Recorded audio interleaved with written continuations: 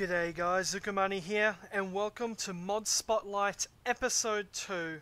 After hearing some amazing feedback on my last episode, I am very excited to continue this bi-weekly show, which is dedicated and showcasing the latest and greatest mods from the Project Zomboid community. All of these mods are available from the IndieStone mod forums, and are also listed down below in the description. And without further ado, let's begin the show. So the first mod I want to talk about this week is a mod called Pillowsilencer by Arcane. Now, as you could probably tell from the name, this mod adds a silencer to the pistol within Project Zomboid. But not just any silencer here. What it utilizes is a pillow. Now, you can find pillows throughout the game. I found a few during my Let's Plays, and it's just a useless item currently within the game. So Arcane has basically taken that useless item and given it a purpose finally. And it's a really good mod in utilizing existing products within the game. So basically what happens here is you main equip your pistol and then you equip the pillow as a secondary weapon. What basically happens there is you hold up the pillow and you shoot through it to kill zombies. Now he has added in some silenced gunshots within the actual sound files, which is another good addition to what he is already bringing to the table. So the way this works is each pillow lasts about between 5 and 15 shots. From the first shot that you do, you can tell straight away that there is a very distinctive muffled sound to the shots, which as you can see in the video is not aggroing any zombies within the area. Now because this is just a simple hold the pillow to shoot through it, it's not a recipe mod, so there's no need to have to craft anything for this. Each shot decreases the pillow's ability to reduce noise. There was 4 sound files I think, and I'm noticing that you generally go through 4 different sound qualities of your pistol before finally each shot begins to start aggroing zombies. Now Arcane has listed a couple of changes that he's recently done with the mod. Major one being is that your first shot is entirely silenced and it does not affect any zombies around. After that though, it will slowly decrease over time, so don't expect to be shooting like 20 or so rounds and then not have repercussions from it. One of the other changes is that the pillow is replaced by rip sheets when it is completely torn, i.e. when it no longer muffles sound anymore. And then finally, the firing max range of the pistol or of the shot is reduced significantly, and that is to be expected, to be quite honest with you. I mean, you can't be shooting at max range with a pillow to muffle the sound. That would be just too overpowered for what he is sort of going for here. So all in all, the mod is a great little addition, and if you're into sort of fun little ways of utilizing all the materials that are currently within the game, this is a very nice addition to add to your collection. To download this mod and support Arcane, please click down in the link in the comments below. Up next is a mod called Craft Helper by Peanuts. Now if you're like me and you get really annoyed of having to constantly tab out a game to figure out how to cook something, how to craft something or anything like that, then this mod is definitely for you. The major thing I can see this mod doing is helping a lot of newcomers to the game or even old veterans in the game learn the recipes that are currently within Project Zomboid. Now Craft Helper offers 2 ways to learn recipes. The first way is that you'll be able to see all recipes where an item is used, and then the second one is you'll be able to see directly the complete list of recipes. Now to bring up this menu is a very simple thing. All you have to do is just open up your inventory, right click on an item, and if the item has 1 or more different crafting recipes that it can be used for, then you'll see a little option within the menu that says Craft Helper. If you click on Craft Helper, it'll bring up an individual window dedicated to that item. As an example, if you click on bread, it'll list all the recipes that bread is used for within the game. Now this is a great way of learning new recipes. I myself have learnt many recipes just by doing this and using this add-on now, just because I no longer have to tab out and go searching through some Project Zomboid wikis just to find the recipe that I'm looking for. Alternatively, you can click on the left-hand side of the screen. Underneath all the other icons, you'll see this little red book. If you click on that, it'll open up a new window which has a list of every single item that can be crafted within the game. So much like how it works within the inventory window, if you mouse over the recipe, it'll list all the individual items that you need to be able to craft it. Now, Peanuts has listed a change logs that he's currently done within this build. The first one is that version 1.0.1 now works for for Linux. So if there's any Linux users out there, this mod definitely works for you. And then finally, now that the new Project Zomboid version is released on Desora, he has also included a hotfix in the new version 1.0.2 archive. Now, one of the best things I see from this mod is that it's compatible with every other recipe within the game, meaning that this mod will show all Project Zomboid recipes even if you install new recipes by downloading other people's mod. It'll still list them within Craft Helper so that you're able to continue crafting without having to tab out of the game. The only thing that I would like to see to be addition with this add-on is the ability to have it indicate whether or not you have the items that you need to craft the recipe, meaning that whenever you mouse over the craftable recipes within that window, it should highlight in red the items that you don't have. Currently at the moment it just highlights everything as white, but I would like to see that little addition to it just to sort of tweak it slightly, just so it makes it a lot easier for people who have a lot of items spread across their inventory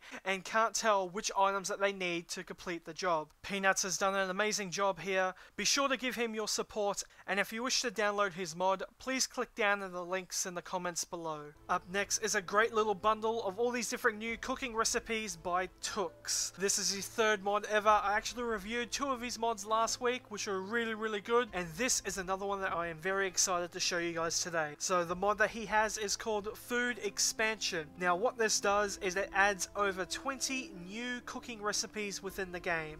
So if you're tired of making the same old grilled cheese sandwiches or anything like that, this mod is a definite must for you.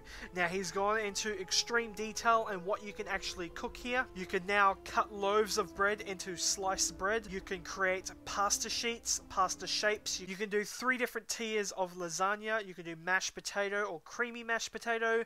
You can even do short crust pastry. He's put a lot of detail and a lot of effort into this mod, and it utilizes a lot of the items that are currently not being used within the game. A great example is that flour can now be used to craft pasta, to do other things like that, and there is an extensive list of what you can actually make. So you can go from just making a standard chicken pie to a beef pie to chicken stew, beef stew, a chicken pasta bake, even a salmon pasta bake or a vegetable pasta bake. There is a lot here that you can sort of do and that you can craft within the game, and there's even use for dead rats within the game. Add a dead rat with some whiskey and you'll have a disinfected rat which you can then use to eat and you won't get sick from it. Not exactly sure how dead things all of a sudden become disinfected by adding whiskey to it, but hey, it's a nice little addition. It has a lot of recipes here. All of the recipes are listed on the website, and if you would like to download this mod and also support Tux, please click down in the links in the comments below.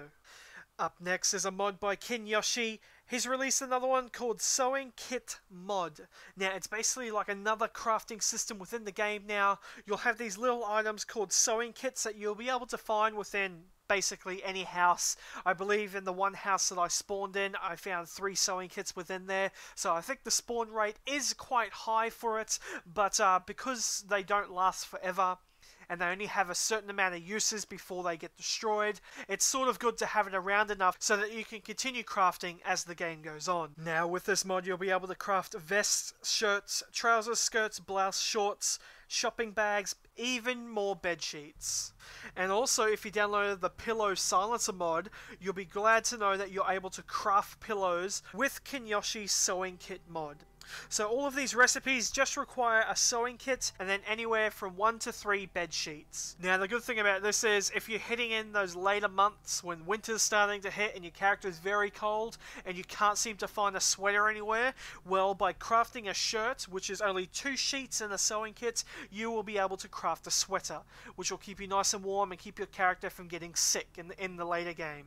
Some of the other things that I've noticed is that there are clothes that can drop off zombies, a lot of them, and everything like that you can take off. You can actually rip those apart into usable sheets and then craft usable sheets into normal bed sheets, I guess, and then from there you're able to craft again to craft either new pants, a dress, a shirt, a vest, whatever you sort of need in that respect. Now, to cut up clothing, all you need is either a pair of scissors or just have a sewing kit within your inventory. Then you'll be able to cut up clothes into usable sheets. Now, this add-on does work for the current build of the game, and he has listed a bug that is currently within that build, saying that using the sewing kit with multiple resources will show all available crafting options, and some may not be seen on screen. It is a known issue, he knows of it, and he will be fixing it at a later date. One of the only things that I would mention for this mod is that whenever you craft something, whether it be a shirt, a vest, a skirt, a blouse, whatever it is, it seems to randomly generate a color for it. It would be nice to sort of see eventually adding like a dye system within the game, so that you're able to sort of customize the clothing that you make and dye them whatever colors that you like. Now, I'm not sure how he would go about doing that, whether he can do that with the current build, or whether it will have to be something later on, or maybe he'll just have to create dyes himself. But anyway, this is a nice base point for an additional crafting skill within the game. I'm greatly looking forward to see where this goes, and to see more mods from Kenyoshi within the future. If you would like to download his mod or support Kenyoshi, please click down in the comments below. And finally, the last mod of this episode is called Simple Working Minimap by Zuli King. Now, this effectively puts a little minimap within the game that you can customize, you can resize, make it smaller, make it larger, you can zoom in, zoom out, and it also has coordinates on it as well. Now, the blue icons within the minimap are indicating buildings that are nearby, and the little red dot is where you are currently located. I wish I discovered this mod a lot sooner during my Let's Play series, so that I didn't walk miles and miles and miles out in the middle of nowhere and end up on a farm.